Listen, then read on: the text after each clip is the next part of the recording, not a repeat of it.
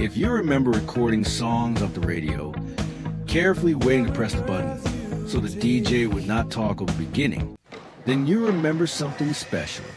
You remember when Friday nights meant browsing rows of Blockbuster tapes under flickering fluorescent lights.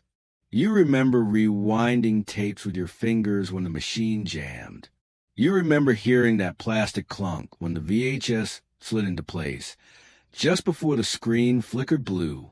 Your Walkman headphones had spongy orange cushions that never stayed in place. The cassette hissed before the music began. Sometimes the tape would warp, and you would have to rewind it with pencil. You could close your eyes and hear the jingle from every breakfast cereal, soda commercial, and Saturday morning cartoon that ever played in your house. Microwave popcorn came in noisy bags that puffed up like balloons. The smell of artificial butter would drift through the entire kitchen, sticking to your hands and the couch and the carpet. You could barely wait to tear it open. Television was not on demand. You watched what was airing. You learned patience. And the commercials? They were part of the show. Mascots danced, slogans stuck in your head, and every product had a theme song. So plug in your memory like a cartridge and get comfortable. Whether you grew up rewinding tapes, blowing into game consoles, or taping songs off the radio, this trip back in time is for you. Welcome back to the bold, bright, buzzing world of 1980s childhood. Before streaming, before DVDs, there was a VCR. Big, bulky, and mechanical, it sat under your television like it ruled the house. The buttons clicked loud. The timer always blinked 12 o'clock. And if you lost a remote, good luck finding a replacement. You had to feed it tape, push it in until it clicked, then wait for the satisfying whirl as it came to life. Blank VHS tapes were gold. You recorded your favorite shows, movies, or concerts, and often, accidentally, you would tape over someone's wedding or a holiday gathering. The tape would flicker with tracking lines, and you would slap the side of the machine, hoping to fix it. Every trip to Blockbuster was an event. The smell of carpet cleaner in plastic boxes, the sound of cases snapping shut, and the rush of beating someone else to the last copy of the new release.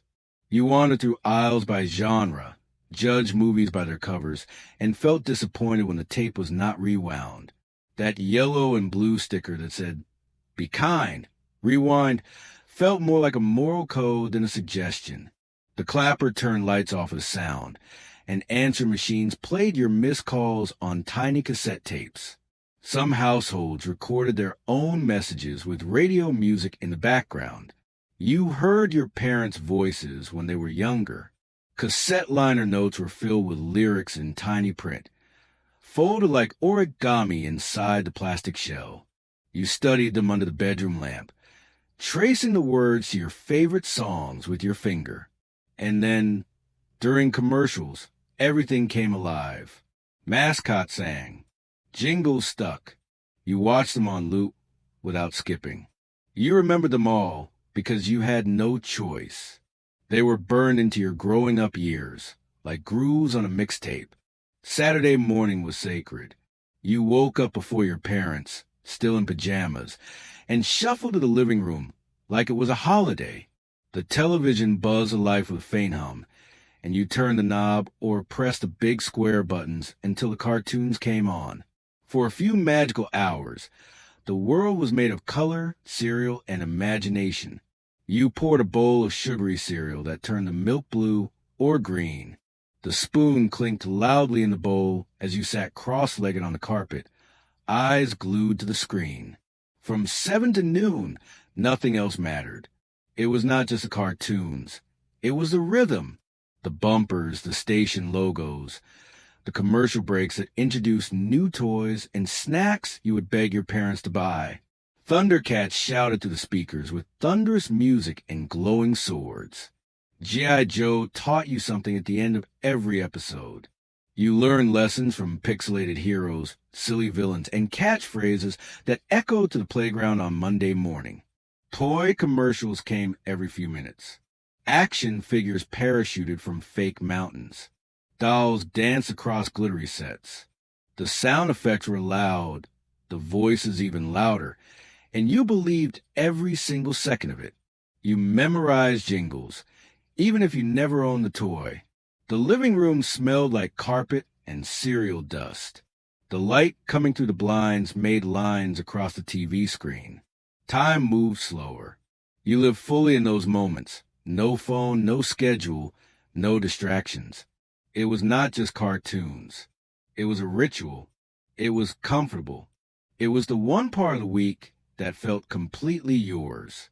And when the final show ended and the news came on, it felt like childhood itself had quietly shut off for the day. After the cartoons faded and the cereal bowls were cleared, the television kept going. It was the center of the living room, always glowing, always humming. You watched whatever came on next, rerun sitcoms, or that old movie your parents loved. There were only a few channels, and you knew them all by heart. You did not flip through hundreds. You waited. You learned to love what was playing. Commercials had their own kind of magic. You could hum the theme from a candy ad or sing along with a fast food jingle word for word. Some brands had mascots that felt like family. Others had slogans you repeated without thinking, and no one skipped anything. The commercial break was when you got a snack or ran to the bathroom. You had exactly 2 minutes before the show came back on. Sometimes your parents made you watch the news. You sat there restless while Ronald Reagan gave speeches that floated over your head.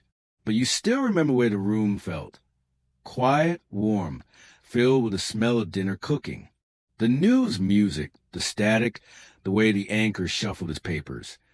It all became background to your life. The Disney Sunday movie was an event. The glowing castle, the voiceover, the sparkle of Tinkerbell's wand. Everyone gathered on the couch. You got popcorn, wore pajamas, and sat under a blanket. The house felt softer, somehow slower. And before The Simpsons had its own time slot, it began as short sketches on the Tracy Ullman Show. You might not have understood the jokes, but you remember the voices, the animation, the strange feeling that something new was starting. You were watching pop culture take shape in real time, and you had no idea how big it would become. Toys were not just things you played with. They were treasures.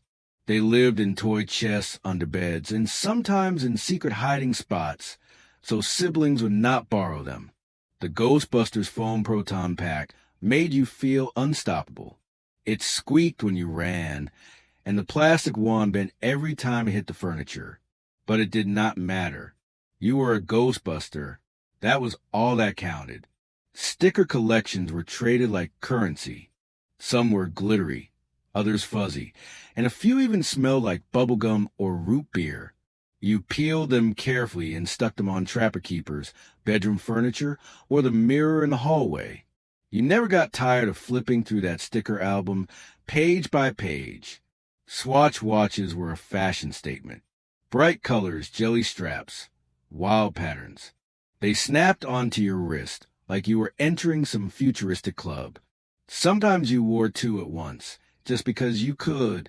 Lisa Frank folders were a burst of rainbows, unicorns, and leaping dolphins. You opened your binder, and the colors jumped off the page. It made math homework almost fun. Almost. Eraser toys were shaped like everything. Ice cream cones, footballs, even tiny telephones. You never actually used them. You just lined them up on your desk or stuffed them into zippered pencil pouches and showed them off during recess. The wall-mounted pencil sharpener had a crank that made your whole desk shake. You had to hold the paper with one hand and crank with the other. The pencil came out with a deadly point and a curl of yellow with that smelled like fresh shavings. You remember it all. The textures, the plastic, the color, the squeak of rubber wheels on the kitchen floor. These were not just toys. They were your best friends, your trophies, your world before screens took over. Classrooms in the 1980s had a certain smell. Chalk dust, dry erase markers just beginning to show up peanut butter sandwiches packed in wax paper, and pencil shavings from a noisy sharpener bolted to the wall. The floors creaked. The desks were metal and wood, and your name was scratched into the corner from the kid who sat there last year. You watched film strips projected on white pull-down screens. The machine beeped the signal to the next frame. The sound of the reel was steady, hypnotic, almost comforting. You sat in rows, lights dimmed, watching educational movies about traffic safety or the solar system. Alphabet magnets covered refrigerator doors at home, but made appearances in early learning rooms too. You stuck them on metal trays or filing cabinets, sometimes just to hear that click when they snapped into place. Trivial Pursuit found its way into classrooms, usually on slow days before holidays. The questions seemed impossible, but the colored wedges were fun to collect. You always hoped the teacher would let you play instead of handing out worksheets. Mavis Beacon taught typing in computer labs filled with beige monitors and loud keyboards. The space bar thumped like a drum. You sat hunched over, fingers on the home row, watching the screen flash as you miss another word. The sound of chalk dragging across the blackboard was everywhere. Teachers clapped erasers outside the window, sending white clouds into the air. You leaned back in your chair, chewing on pencil ends, half listening, half daydreaming. It was not perfect. The desks were cold. The clocks ticked loudly. But there was a rhythm to those days. Bells ringing, chairs scraping, the shuffled papers being passed back. It was your little world, filled with noise, motion, and the quiet hum of growing up. Before everything went digital, your imagination came printed on paper. You opened a choose-your-own-adventure book, picked a page, and hoped you did not get eaten by a sea monster 2 pages later. The stories never ended the same way twice. You read them under the covers with a flashlight, fingers marking 3 pages at once, so you could cheat your way to the best ending. The Sears Wish book was more than a catalog. It was your holiday dream guide. You circled pages with a red pen, folded corners, and memorized the toys before they ever made it under the tree. You flipped through it so many times the spine cracked. It smelled like ink and cardboard and magic. Your school folders were decorated with characters that felt like friends. Lisa Frank gave you tigers with sunglasses, neon dolphins, and rainbows that looked alive. If you were lucky, you had an A-Team folder with Mr. T's gold chains gleaming under the classroom lights.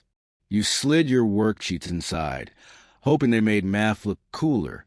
Binders were bursting with paper and doodles.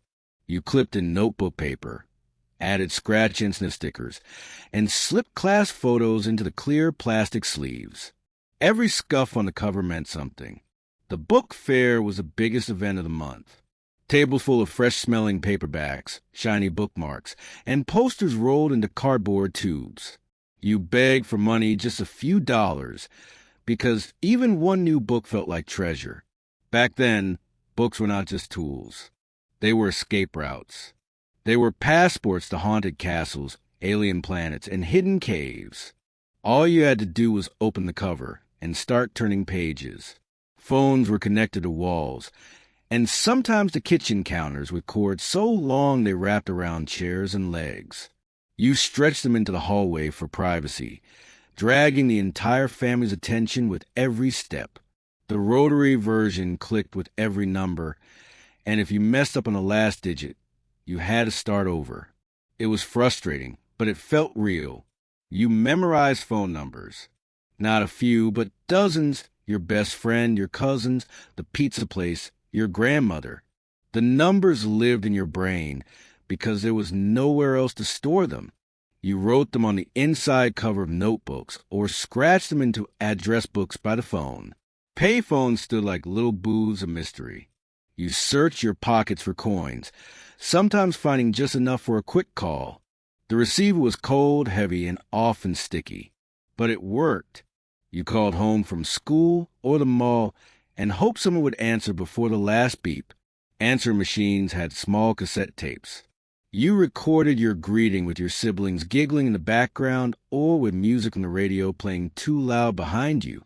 When you got home, the blinking red light meant someone remembered you.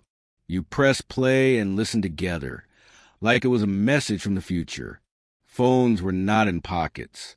They were in kitchens on nightstands and mounted to hallway walls. The sound of one ringing could stop the entire house. You never knew who it was, and that mystery made it exciting. Every call felt like an event. Every voice that came through the line felt closer, somehow, like they were really there, even when they were not. Video games lived in bulky gray cartridges that clicked into place with a firm push. Sometimes they would not load, and you would pull them out, blow across the gold contacts, and slam them back in like you were performing a magic trick. And somehow it worked. The Nintendo Entertainment System was a centerpiece. You sat cross-legged on the carpet, holding that rectangular controller with the red buttons that left marks on your thumbs. You played for hours, chasing mushrooms in Super Mario Bros., zapping ducks in Duck Hunt with the orange light gun, or dodging punches in Mike Tyson's Punch-Out! While the crowd in the background jumped pixel by pixel.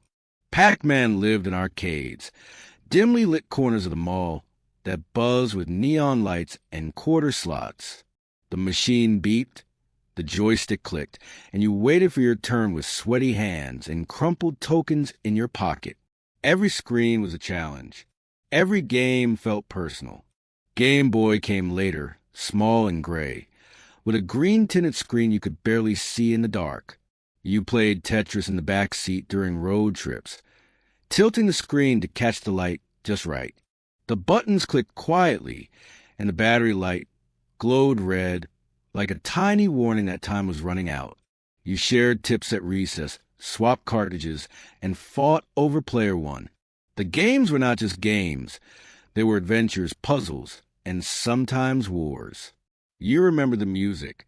You remember the sounds of power-ups and game overs. You remember trying to pause the game just right so you could answer phone or take out the trash without losing a life.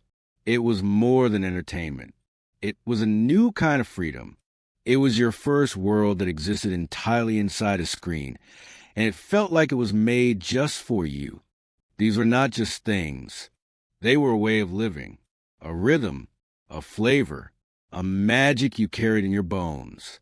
Because if you remember even 10 of these, you did not just grow up. You survived mixtapes, splinters, sunburns, and heartbreak. You knew what it meant to wait, to earn, to feel. So if any of this made you smile, you had an epic childhood. And maybe, just maybe, it is time to hit like, subscribe, and share with someone else who remembers what wonder felt like.